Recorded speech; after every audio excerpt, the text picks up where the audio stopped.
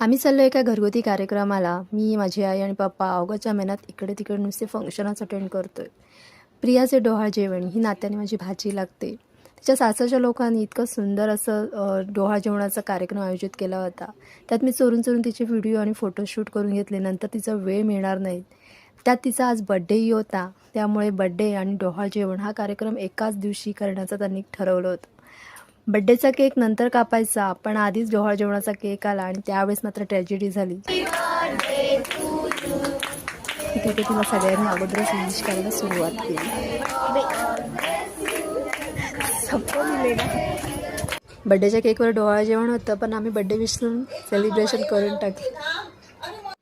Cake cutting करून झाल्याच्या नंतर तिची ओटी भरण्याचा कार्यक्रम सुरू झाला होता. त्यात माझी आई, बहिणी, वहिनी यांनी लागोपाठ लाईन लावली होती आणि मग त्यांचे व्हिडिओज काढायला आम्ही सगळे एकदम सज्ज झालो होते. बिचारी एकदम थकली होती एवढ्या जणांची ओटी घेता घेता, पण एन्जॉय मात्र खूप करत होती. गरोदर बाईच्या चेहऱ्यावरती तेच खूपच येतं ना. खूप छान जोडी पण होती आणि कार्यक्रम अगदी सुंदर रेखात चालला होता. आम्ही खूप मजा केली होती त्यात. कार्यक्रमाच्या अगोदर जेवणावळी झाली होती. नंतर स्नॅक्सचा कार्यक्रम सुरू केला होता बड्डे विशेष म्हणून.